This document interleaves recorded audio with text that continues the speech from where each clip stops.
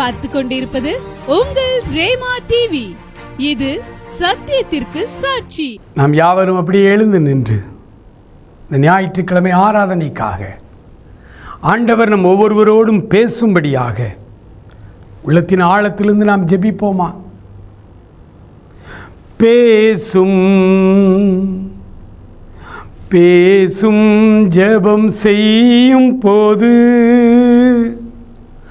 ஆண்டவா பிரியமானதை இப்போ காட்டும் செய்ய ஆயத்தம். ஆண்டவா பிரியமானதை இப்போ காட்டும் செய்ய ஆயத்தம். அன்பு நிறைந்த எங்கள் பரலோக பிதாவே, இந்த அருமையான ஞாயிற்றுக்கிழமைக்காக, இந்த 5வது மாதத்தின் இறுதி நாளுக்காக உம்மை நன்றியோடு ஸ்தோத்தரிக்கிறோம் அப்பா. தகப்பனே, உமக்கு கோடானு கோடி நன்றி. இந்த நாளிலும் நாங்கள் தியானிக்கப் போகிற ஒவ்வொரு வார்த்தைகளும் ஆண்டவரே எங்கள் வாழ்க்கையிலே அப்படியே நாங்கள் அபியாசப்படுத்த எங்களுக்கு உதவி செய்தீர்கள். கேட்பது மாத்திரமல்ல, தியானிக்கிறது மாத்திரமல்ல, பிரசங்கமாக எடுத்து சொல்லுகிறது மாத்திரமல்ல, அவைகளை வாழ்க்கையிலே கை கொள்ளுகிறவர்களாய் என்னையும் எங்களையும் நீர் மாற்ற மாட்டவரே. பரிசுத்த ஆண்டவருடைய ஆவியானவருடைய கரங்களிலே உடைய அன்பு பிள்ளைகளை ஒப்புக் கொடுக்கிறேன். ஆண்டவரே, உடைய ஒரு மனப்பாட்டினால் எங்களை இணைத்து வைத்துக்கொள். உலகின் பல பகுதிகளிலிருந்து இதை பார்க்கிறார்களப்பா. குறிப்பாக நைஜீரியாவிலே இருந்து பார்க்கிறவர்கள், சிங்கப்பூரிலிருந்து பார்க்கிறவர்கள், இலங்கையிலிருந்து பார்க்கிறவர்கள் ஒவ்வொருவரையும் ஆசீர்வதியும். அமெரிக்காவிலிருந்தும் இப்படி பிள்ளைகள் பார்த்து கொண்டிருக்கிறார்களப்பா. அவர்களோடு நீர் பேசப் போகிறீர். உலகின் எத்தரத்து மனிதனிடத்திலும் உம்மால் பேச முடியும். இப்படி ஆவிக்குரிய வார்த்தைகளை இப்படி பிள்ளைகள் அப்படியே விளங்கிக் கொள்ள உதவி செய்தார்கள். அதற்கு எங்களை மூடி மறைத்து நீர் வெளிப்படும். ஆசீர்வதியும். இயேசு கிறிஸ்துவின் நல்ல நாமத்தில் ஜெபிக்கிறோம் எங்கள் அருமை பிதாவே. ஆமேன், ஆமேன். ஆண்டவரும் அருமை இரட்சகருமான இயேசு கிறிஸ்துவின் இனிதான நாமத்தினாலே உங்கள் யாவருக்கும் என்னுடைய அன்பின் வாழ்த்துக்கள். பிரியமானவர்களே, நேற்று தான் புது வருடம் துவங்கினது போல் இருந்தது. 5 மாதங்கள் ஓடிவிட்டது. இந்த 5 மாதங்களிலே எத்தனை காரியங்கள் பாருங்கள். இன்றைக்கு மே மாதம் 31வது நாளிலே வந்து நின்று கொண்டிருக்கிறோம். நாட்கள் வேகமாய் ஓடிக்கொண்டிருக்கிறது என்று வசனம் சொல்லுகிறது. தறி நெய்கிறவன் நாடாவை விட வேகமாய் ஓடுகிறதாம். ஆண்டவர் எவ்வளவு அழகான உதாரணங்களை நமக்கு சுட்டி காண்பிக்கிறார் பாருங்கள். கனவை போல நாட்களை கழித்து போடுகிறோம். ஒரு கனவு போல நாட்கள் ஓடிக்கொண்டே இருக்கிறது. 5 மாதங்களை முடித்து விட்டோம். இந்த ஞாயிற்றுக்கிழமை கொஞ்சம் நின்று நிதானித்து ஆண்டவருடைய வார்த்தைகள் நமக்கு இன்றைக்கு என்ன ஆண்டவர் நம்மோடு பேசப் போகிறார் என்பதை தியானிக்க, கடந்த 5 மாதங்களாய் விட்டுப்போன காரியங்களை எல்லாம் இனி வருகிற மாதங்களிலாவது நாம் பிடித்து கொள்ள ஆசையாய் நாம் தொடருவோமா? இந்த நாளிலே நம்முடைய தியானத்திற்காக நம்முடைய திருச்சபையிலே ஆண்டவர் கொடுத்திருக்கிற அருமையான ஒரு வசனம் யோவானுடைய நற்செய்தி நூல் 14ஆம் அதிகாரம் 23வது வசனம். இன்றைக்கு நம்ம கொடுக்கப்பட்டிருக்கிற தலைப்பு திரித்துவம். தெய்வீக அன்பின் ஒற்றுமை. இந்த யோவான் 14ஆம் அதிகாரம் 23வது வசனத்திலே திரித்துவத்தின் 3 படிமானங்களும் இந்த வசனத்திலே ஒருங்கே சொல்லப்பட்டிருக்கிறது. இந்த வசனத்தை உங்களுக்காக நான் வாசிக்கிறேன். யோவான் 14:23. இயேசு அவனுக்கு பிரதியுத்தரமாக, ஒருவன் என்னில் அன்பாயிருந்தால் அவர் என் வசனத்தை கைக்கொள்ளுவான். அவனில் என் பிதா அன்பாயிருப்பார். நாங்கள் அவனிடத்தில் வந்து வாசம் பண்ணுவோம். எனக்கு அன்பானவர்களே, பிதாவாகிய தெய்வம், அவருடைய வார்த்தையாகிய குமாரனாகிய இயேசு கிறிஸ்து, அவர்களுக்குள் இருக்கிற ஜீவனாகிய பரிசுத்த ஆவியானவர், மூவரும் ஒருவர் தான்.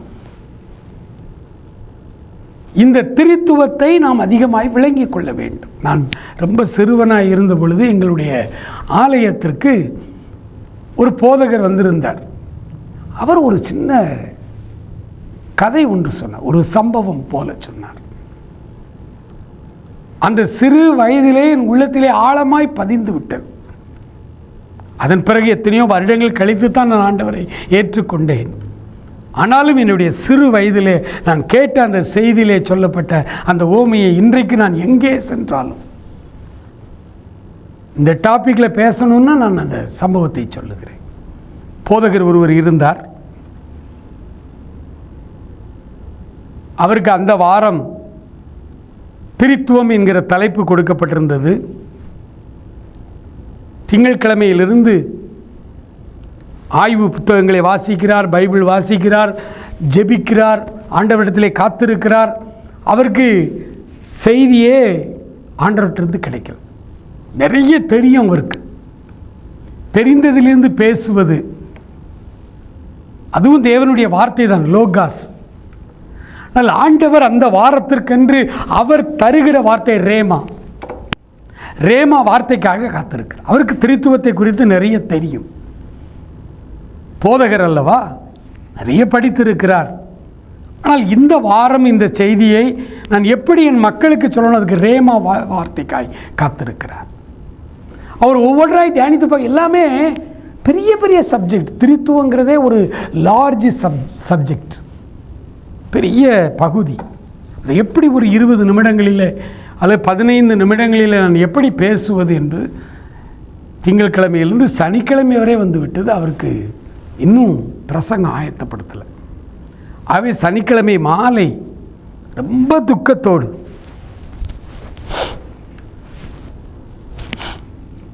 சனிக்கிழமை மாலை ரொம்ப துக்கத்தோடு கடற்கரையில் அப்படியே உலாவி வாக்கிங் போய் கொண்டிருந்த பொழுது அவருக்கு முன்னால் ஒரு சம்பவம். ஒரு குட்டி பையன் வேகமாய் ஓடி அந்த கடல் அலை வருகிறது, அதில் 2 கையிலையும் அந்த கடல் தண்ணியை அள்ளுகிறான். அது ஒழுகுகிறது. அந்த தண்ணி அப்படி அள்ளிட்டு வேகமாக வந்து இங்கே மணலில் ஒரு குழி பறிச்சிருக்கா, அந்த குழியில் உணர்ந்து ஊற்றுறான். அங்கேருந்து வர்றதுக்குள்ளே 90% தண்ணி சிந்திடுச்சு. கொஞ்சோல தண்ணி ஊற்று, திரும்ப ஓடுறான், தண்ணி அள்ளுறான், ஊற்றுறான். இது இந்த போதகருக்கு ஆச்சரியமாகவும் வேடிக்கையாகவும் இருந்துச்சு. உடனே அவர் அந்த தம்பியை கூப்பிட்டா, தம்பி இங்கே வா, என்ன பண்ணிக்கிட்டு இருக்கேன்னு கேட்டார். உடனே சொன்னான், ஐயா நான் இந்த கடலில் உள்ள தண்ணியெல்லாம் இந்த குழியில் கொண்டு வந்து நிரப்ப போகிறேன். போதகர் சிரித்தார். என்ன தம்பி, இவ்வளோ பெரிய கடல், இவ்வளோ தண்ணியை கொண்டு வந்து இந்த சின்ன மண் குழியில் கொண்டு வந்து நீ ஊற்றிடலான்னு நினைக்கிறிய எப்படி? அப்போ அந்த பையன் சொன்னானா, ஐயா திரித்துவம் என்பது எவ்வளோ பெரிய சப்ஜெக்ட், அதை இந்த சின்ன மூளையில் அவ்வளோ கொண்டு வந்துடணும்னு நினைக்கிங்களே, முடியுமான்னு கேட்டு அப்படியே மறைந்து போனான் என்று அந்த போதகர் சொன்னார். சின்ன வயது எனக்கு ரொம்ப பிடிச்சு போச்சு. உண்மைதான்ல, இவ்வளோ பெரிய காரியத்தை இது சின்ன மூளையில் எப்படி கொண்டு வரும்? ஆகவே இந்த திரித்துவம் என்கிற காரியத்தை முழுமையாய் எவரும் விளங்கிக் கொள்ள முடியாது. மாம்சீகமாக இதில் ஒருத்தன் கேள்வி கேட்டால் கூட பதில் சொல்ல முடியாது. ஆனால் இந்த திரித்துவம் என்கிற இந்த காரியத்துக்கு இந்த வசனம் மிக நல்ல பொருத்தமான வசனமாக இருக்குது.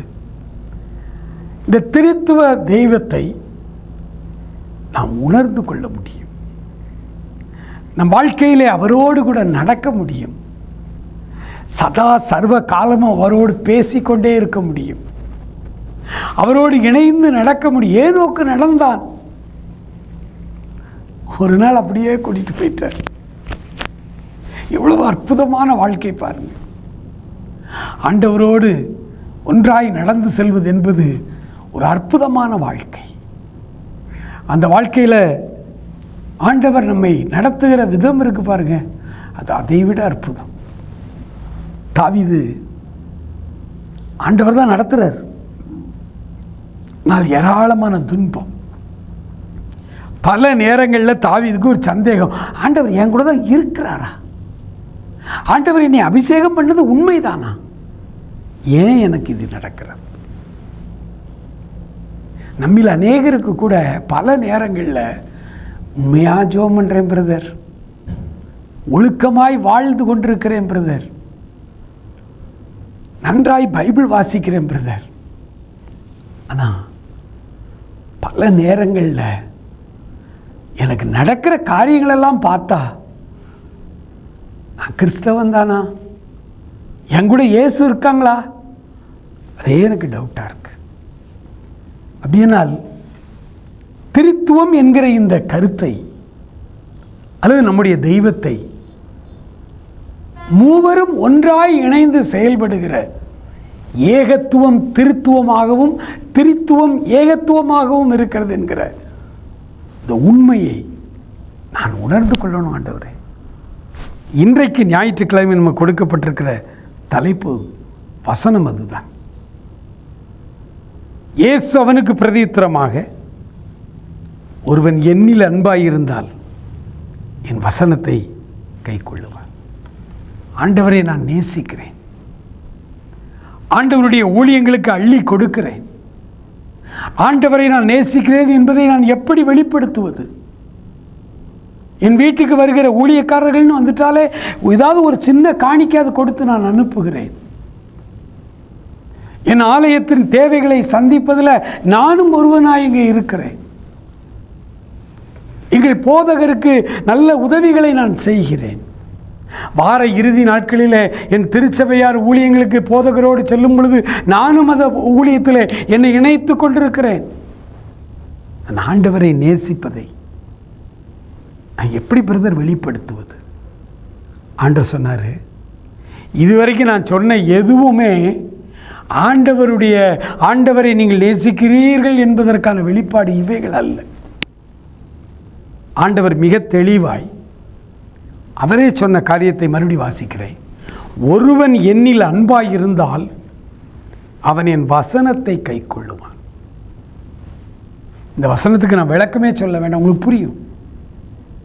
நீங்கள் ஒவ்வொரு நாளும் வாசிக்கிற இந்த வசனங்களை, வார்த்தைகளை உங்கள் வாழ்க்கையிலே நீங்கள் கடைபிடிக்கிறீர்கள் என்றால் நீங்கள் இயேசுவை நேசிக்கிறீர்கள் என்று பொருள். ஸ்கேல தான் ஆண்டவர் அப்படித்தான் பார்ப்பார்.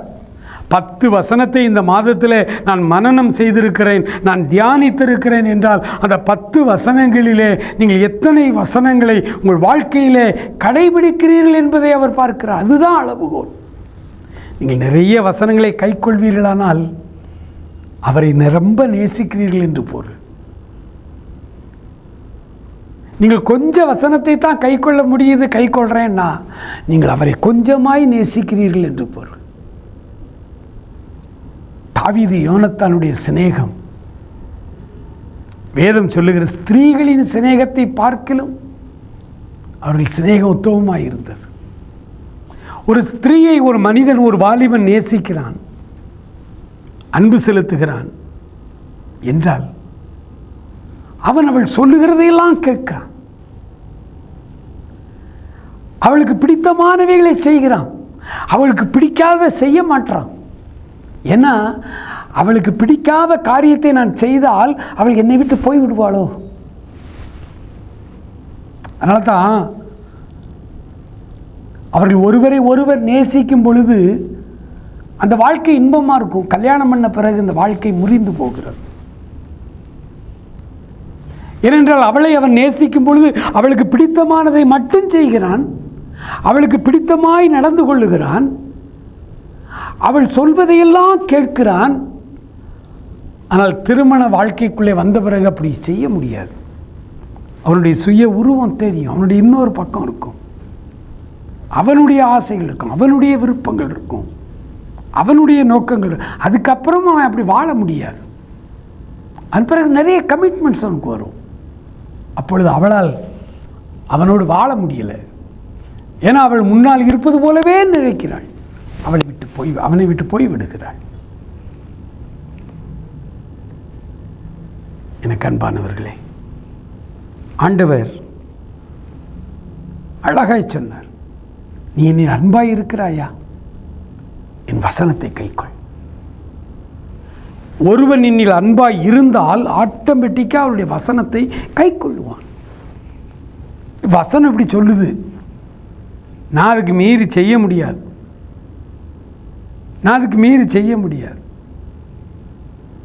வசனம் இதை சொல்லுகிறது.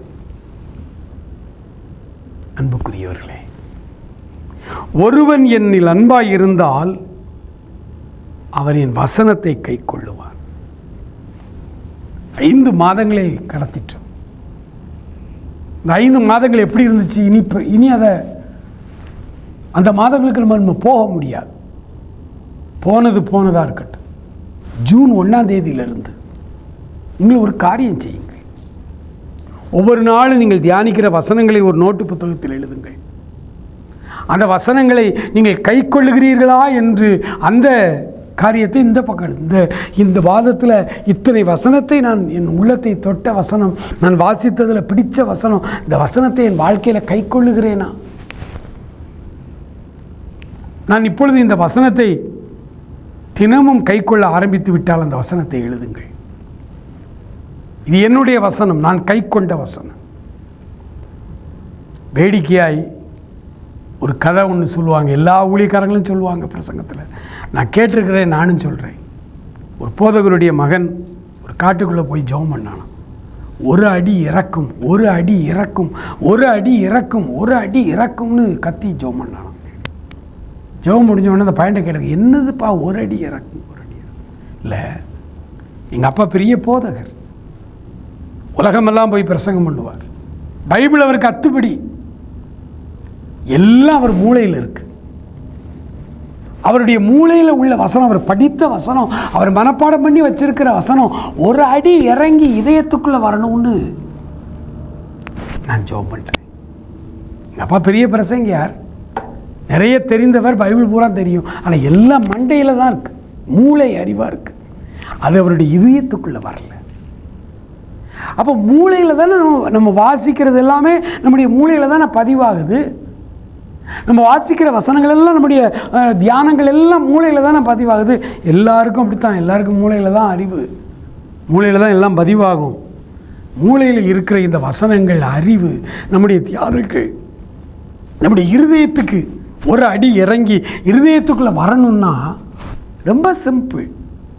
இங்கே இருக்கிற வசனங்களை வாழ்க்கையில் நீங்கள் கடைபிடிக்க ஆரம்பித்து விட்டால்,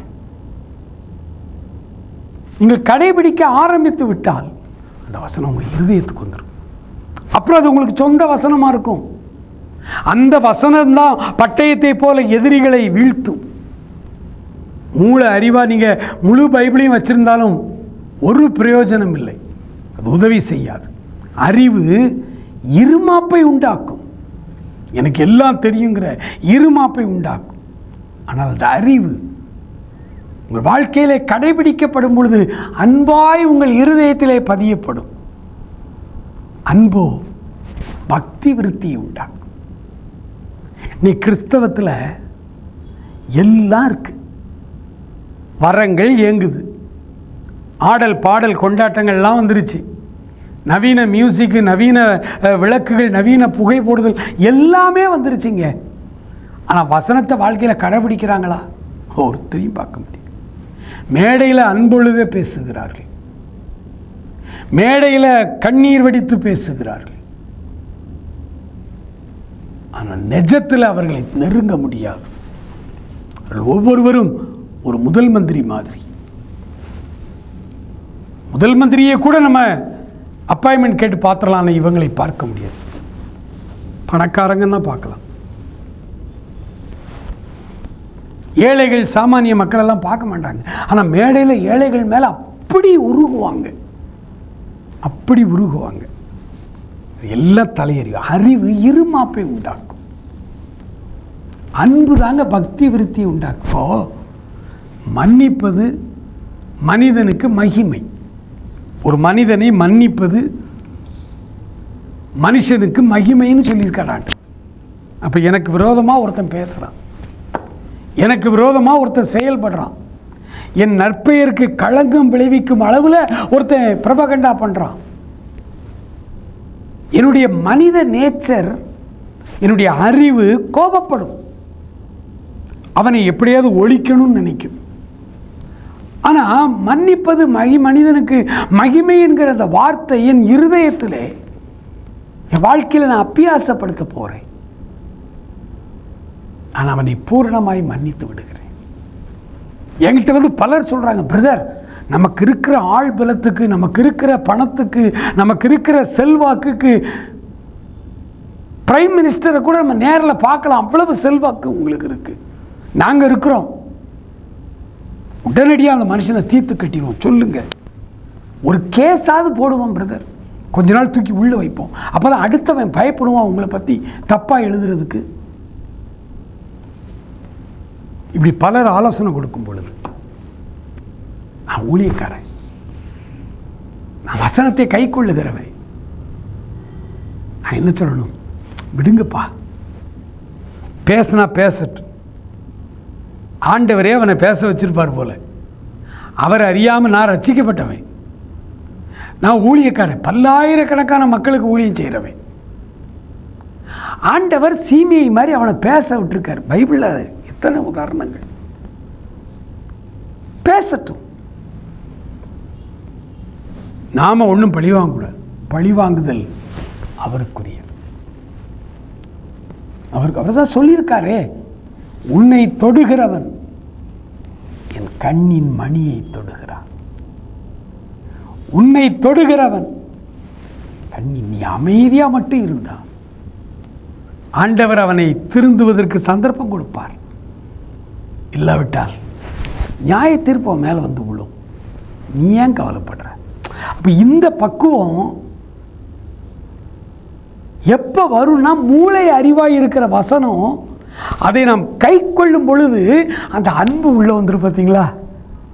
அப்போ நம்முடைய உள்ளம் ஆண்டவர் இருக்கிற இடமாய் மாறும். பாருங்க, அதே 14 யோவான் 14:23, ஒருவன் என்னில் அன்பாயிருந்தால் என் வசனத்தை கை கொள்ளுவான், அவனில் என் பிதா அன்பாயிருப்பார். அப்போ நான் வசனத்தை கை கொள்ள ஆரம்பித்த அந்த நாளிலிருந்து ஒவ்வொரு வசனமாய் நான் கை கொள்ள ஆரம்பிக்கும் பொழுது பிதாவாகிய தெய்வத்தினுடைய அன்பு என்மேல் பூரணமாய் வந்து இறங்குகிறது. அவர் என்னை நேசிக்க ஆரம்பிக்கிறார். அவர் என் மேல் அன்பாய் இருந்தா அடுத்து என்ன நடக்கும்? நாங்கள் அவனிடத்தில் வந்து அவனோட வாசம் பண்ணுவோம். பிதா, குமாரன், தூய ஆவியானவராகிய தேவன் மூவரும் எனக்குள்ளே வந்து வாசம் பண்ண ஆரம்பிப்பார்கள். ஏனென்றால் நான் கை கொள்ளுவது அவருடைய வார்த்தை. வார்த்தை தான் இயேசு. நான் அவருடைய வார்த்தையை கை கொள்ளும் பொழுது அந்த வார்த்தையை கொடுத்த பிதா என்னில் அன்பாய் இருந்து வார்த்தையும் பிதாவும் பரிசுத்த ஆவியானவரும் எனக்குள்ளே வந்து வாசம் பண்ணுகிறார்கள். எனக்குள்ளே ஆண்டவர் இருக்கிறார். அவரை செயல்பட விட வேண்டும். அவரை உள்ள வைத்துக்கிட்டு நாம செயல்படக்கூடாது. ஆகவே கிறிஸ்தவ வாழ்க்கை என்பது நம்முடைய மாம்சீக பிரகாரமாய் நாம் யோசித்தால் நம்மால் கிறிஸ்தவ வாழ்க்கை வாழ முடியாது. ஒரு காரியம், 5 மாதங்கள் முடிந்து விட்டது, 6வது மாதத்துக்குள்ளே வந்திருக்கிறோம். இனி ரொம்ப கவனமாய் தினசரி வேதம் வாசித்து தியானிக்கிறதை மாத்திரம் வைத்துக் கொள்ளாமல் தியானித்த வார்த்தைகளை என் வாழ்க்கையில் நான் அபியாசப்படுத்தணும் ஆண்டவரே. நீங்கள் இன்றைய அந்த தீர்மானத்தை இந்த ஞாயிற்றுக்கிழமை நீங்கள் எடுங்க. நாளையில் இருந்து இந்த வசனத்தை அபியாசப்படுத்தும்படியான பிரச்சனைகள் உங்களுக்கு வரும். பிரச்சனைகள் வரும், போராட்டங்கள் வரும். அப்போ இந்த வசனத்தை அபியாசப்படுத்துங்க. இந்த வசனத்தை நீங்கள் அபியாசப்படுத்துங்க. மன்னிப்பது மனிதனுக்கு மகிமை. பொய் சொல்லக்கூடாது. இதெல்லாம் தேவனுடைய வார்த்தைகளை நாம் எளிமையாய் தியானித்த வசனங்கள். வசனங்களை கை கொண்டாதான் நான் இயேசுவை நேசிக்கிறேன். இன்னைக்கு ஒரு தீர்மானம் எடுப்போமா? ஆண்டவரே, நான் உம்மை நேசிக்க என்னை ஒப்பு கொடுக்குறேன். இவ்வளவு நாள் நான் நினச்சேன் காணிக்க கொடுத்தா உங்களை நேசிக்கிறதா நினச்சேன். ஆலயம் இல்லாத இடத்துல ஒரு ஆலயத்தை கட்டி கொடுத்தா உங்களை நேசிக்கிறதா நான் நினச்சேன். ஆனால் இன்றைக்கு நான் புரிந்து கொண்டேன். உம்முடைய வசனத்தை, உம்முடைய வார்த்தைகளை நான் வாழ்க்கையில் கை கொள்ள போகிறேன். ஆண்டவரே, நாளை 1ஆம் தேதியிலிருந்து எனக்கு தெரிந்த வசனங்கள், நான் அதிகமாய் கேட்ட தியானித்த வசனங்களே நிறைய என் மூளையில் இருக்குது. அதை நான் முதலாவது என் வாழ்க்கையில் நான் செயல்படுத்த போகிறேன். ஏழைகளுக்கு இறங்க போகிறேன். எளியவர்களை தேற்றப் போகிறேன். பொய் சொல்லாமல் வாழப்போகிறேன். கோபப்படாமல் இருக்க பிரயாசப்படுகிறேன்.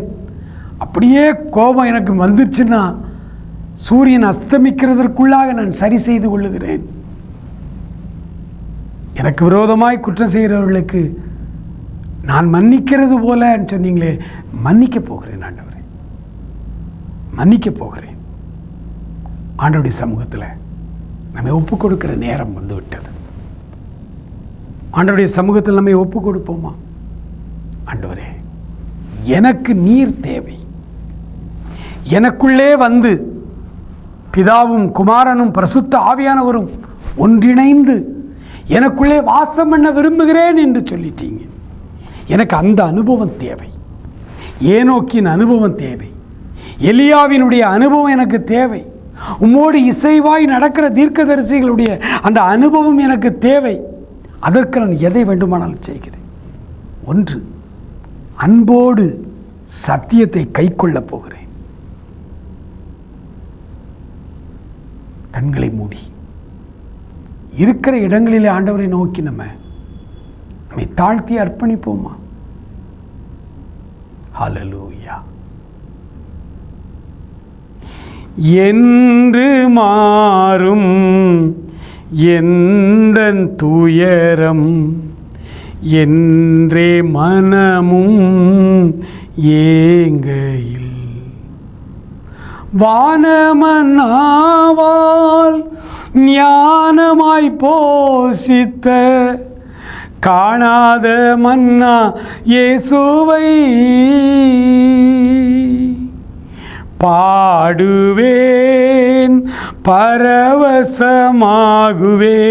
பரந்தோடும் இன்னலே. Thank you Lord, thank you. எல்லார் கண்களை மூடி ஆண்டவருடைய சமூகத்திலே நம்மை முழுமையாய் அர்ப்பணிக்க போகிறோம். Thank you Lord. நன்றி ஆண்டவரே, நன்றி தகப்பனே. ஹல்லேலூயா, ஹல்லேலூயா. நன்றி ஆண்டவரே, நன்றி ஆண்டவரே. ஷாபார். Thank you Lord. ஆண்டவரே உமக்கு ஸ்தோத்திரம். நிறைய படிச்சிருக்கிறோம் ஆண்டவரே, நிறைய வசனங்களை தியானிச்சிருக்கிறோம் ஆண்டவரே, நிறைய வார்த்தைகளை மக்களுக்கு பிரசங்கமாய் எடுத்து சொல்லியிருக்கிறோம் ஆண்டவரே. ஆனால் மூளை அறிவாயிருக்கிற இந்த வசனங்கள், தியானங்கள் எங்கள் இருதயத்துக்குள்ள வரல ஆண்டவரே. நாங்கள் உம்மை நேசிக்கலப்பா. நான் இயேசுவை நேசிக்கிறேன் நேசிக்கிறேன் சும்மா தான் நாங்கள் சொல்லிக்கிட்டு இருக்கோம். ஏனென்றால் ஒருவனை நேசித்தால் என் வசனத்தை கை கொள்ளுவான் என்று சொன்னீங்களே. வசனத்தை நான் கை கொண்டிருக்கிறேனா? மற்றவங்களுக்கு பிரசங்கம் பண்ணி இருக்கிறேன், மற்றவங்களுக்கு அட்வைஸ் பண்ணுறேன். ஆனால் எங்களுடைய தனிப்பட்ட வாழ்க்கையில் நான் எந்த அளவு உம்முடைய வசனங்களை கை கொள்ளுகிறேன்ப்பா. Thank you Lord. 5 மாதங்கள் ஓடிவிட்டது. 6வது மாதத்தின் துவக்கத்தில் இருக்கிறோம். ஆண்டவரே, இனி வரும் நாட்களிலாவது வசனத்தை நாங்கள் கை கொள்ளுகிறவர்களாய், மெய்யாகவே உம்மை நேசிக்கிறவர்களாய் எங்களை மாற்றும்படிக்கு எங்களுக்கு ஒரு கிருபை தாரும் ஆண்டவரே. என் சுயபலத்தால் ஓடி பார்த்தேன், ஓட முடியல. என்னுடைய சுய தீர்மானங்களால் ஓடி பார்த்தேன், ஓட முடியல. உடைய அனந்த கிருபைக்கு காத்திருக்கிறோம். Thank you Lord. உடைய வல்லமைகள் ஒவ்வொருவர் மேலும் இறங்கட்டும் ஆண்டவரே. ஒப்புக் கொடுக்கிறவருடைய பிள்ளைகளுடைய கரங்களை கெட்டியாய் பிடித்துக் கொள்வீராக. நானும் நாங்களும் அந்த நாளிலிருந்து உம்முடைய வசனத்தை கை கொள்ளுகிறவர்களாய் எங்கள் ஒவ்வொருவரையும் மாற்றுவீராக ஆண்டவரே. என் பிதா அன்பாயிருந்து நாங்கள் வந்து அவனோட வாசம் பண்ணுவோன்னு சொன்னீங்களே. ஜூன் மாதத்திலிருந்து திரித்துவ தேவன் எங்களுக்குள்ள வாசம் பண்ணணும்ப்பா. என் இருதயம் அப்படிப்பட்ட ஒரு இருதயமாய், ஒரு பெத்லகேமாய் மாறட்டும்பா. மாறட்டும் ஆண்டவரே. Thank you Lord. நன்றி அப்பா, நன்றி ஆண்டவரே. நீர் எனக்குள்ளே வந்து வாசம் பண்ணினார். என்னுடைய கண் பார்வைகள் பரிசுத்தமாக இருக்கும் ஆண்டவரே. என்னுடைய நினைவுகள் உணர்ச்சிகள் பரிசுத்தமாக இருக்கும் ஆண்டவரே. ஆண்டவரே, நான் கை வைத்து ஜெபித்தால் அவர்கள் சுகம் அடைவார்கள் ஆண்டவரே. Thank you Lord. Thank you master. உம்மை நேசிக்கிறவர்களாக எங்களை மாற்றும். உம்மை நேசிக்கிறவர்களாக எங்களை மாற்றும் ஆண்டவர். Hallelujah, hallelujah. Thank you Lord. Thank you Jesus. Thank you master. எத்தனை அன்புள்ளவர் ஆண்டவர். வானத்து மன்னாவை கொடுத்து இஸ்ரவேல் ஜனங்களை 40 ஆண்டு காலம் நடத்தும் நீர் மக்களை எவ்வளவு நேசித்தீரை. எங்களையும் மாற்ற மாட்டோம். எங்கள் ஒவ்வொருவரையும் மாற்ற மாட்டோம். முதலாவது, யார் யார் மேலெல்லாம் நமக்கு கசப்பு இருக்கிறது என்பதை உங்கள் மன கண் முன்னால் கொண்டு வாரு. உங்கள் சொந்தக்காரர்கள், உறவினர்கள், அக்கம் பக்கத்தில் உள்ளவர்கள், ஏற்கனவே நட்பாக இருந்து பிரிந்தவர்கள் எல்லாரையும் உங்களுடைய மனக்கண் முன்னால் கொண்டு வந்து ஆண்டவருடைய சன்னிதானத்துக்கு முன்பாய் நின்று கொண்டிருக்கிறோம். அவர்களை மன்னியுங்கள். அவர்களுக்கு விரோதமாய் எந்த வேலையும் நான் செய்ய மாட்டேன். ஒருவேளை யார் மேலேயாவது நான் கேஸ் கொடுத்துருந்தா அந்த கேஸெல்லாம் நான் வாபஸ் வாங்குறேன்னு சொல்லி இப்பொழுது அவர்களை மன்னியுங்கள். மன்னிப்பதுதான் உங்களுக்கு மகிமை. ஆண்டவருடைய திரு சமூகத்தின் முன்னால் நின்று யார் யார் மேலெல்லாம் கசப்பு இருக்குதோ அத்தனை பேரையும் மன்னிங்க. அத்தனை பேரையும் மனப்பூர்வமாய் மன்னிங்க. Thank you Lord. அவர்கள் பெயரை சொல்லி மன்னிங்க. ஹல்லேலூயா. நன்றி, நன்றி, நன்றி, நன்றி. எங்கள் ஆஃபீஸில் அல்லது நான் வேலை பார்க்குற இடத்துல ஒரு மனிதனை என்னால் நேசிக்கவே முடியல. அந்த ஆள் எப்போது எனக்கு விரோதமாக தான் வர்றார். இப்போ மன்னிங்க. அவர் பேரை சொல்லுங்க. அவர் உருவம் தான் உங்களுக்கு தெரியுமே. உங்கள் அக கண் மூலமாய் அவருடைய உருவத்தை பாருங்க. இந்த மனுஷனை நேசிக்கிறேன், நான் இவரை மன்னிக்கிறேன்னு சொல்லுங்க. பரிசுத்த ஆவியானவருடைய அன்பு உங்கள் இருதயங்களிலே ஊற்றப்படுகிறது. தூய ஆவியானவருடைய அன்பு உங்கள் இருதயங்களிலே ஊற்றப்படுகிறது. பொல்லாதவர்களை மன்னிக்கிறீர்கள். உங்களுக்கு விரோதமாய் கலகம் பண்ணினவர்களை இப்பொழுது மன்னிக்கிறீர்கள். அவர்களுக்காய் இனி ஜெபம் பண்ண போகிறீர்கள். அவர்களுக்காய் ஏற்ற நேரத்தில் அவர்களுக்கு உதவி செய்ய போகிறீர்கள். Thank you Lord. Thank you Jesus. நன்றி ஆண்டவரே, நன்றி ஆண்டவரே, நன்றி அப்பா. பரிசுத்த ஆவியானவர் ஆண்டவரே, திரியேக தெய்வம் என் உள்ளத்திலே ஆண்டவரே நீர் வாசம் பண்ணுவது எனக்கு தேவை. நான் வேறு மனுஷனாய் இந்த நாள் முதல் வாழப்போகிறேன். Thank you Lord. நன்றி ஆண்டவரே, நன்றி ஆண்டவரே. என் எண்ணம் போல நான் அலைந்திட்டேன், என்னை தடுத்திட யாரும் இல்லை. சிலுவை அன்பை சந்தித்தேனே, நொறுங்கி வீழ்ந்தேனே பாதத்தில். எல்லாரும் சொல்லுவோமா? அனைத்தும் கிறிஸ்துவுக்கே, எந்த அனைத்தும் அர்ப்பணமே, என் முழு தன்மைகள் ஆவல்களும் அனைத்தும் கிறிஸ்துவுக்கே. மகா இரக்கமுள்ள எங்கள் ஆண்டவரே, நன்றி நிறைந்த உள்ளத்தோடுமே நாங்கள் துதிக்கிறோம். இந்த ஆராதனையில் எங்களோடு பேசினதற்காய் ஸ்தோத்திரம். திரித்துவ தெய்வம் எங்களில் வசிக்கிற கிருபைகளுக்காய் நன்றி. தொடர்ந்து நாங்கள் எடுத்த தீர்மானத்தில் உடைய கிருபையினாலே நாங்கள் நடந்து வர உதவி செய்யும், ஆசீர்வதியும். இயேசுவின் நாமத்தில் ஜெபிக்கிறோம் எங்கள் அருமை பிதாவே. ஆமேன், ஆமேன்.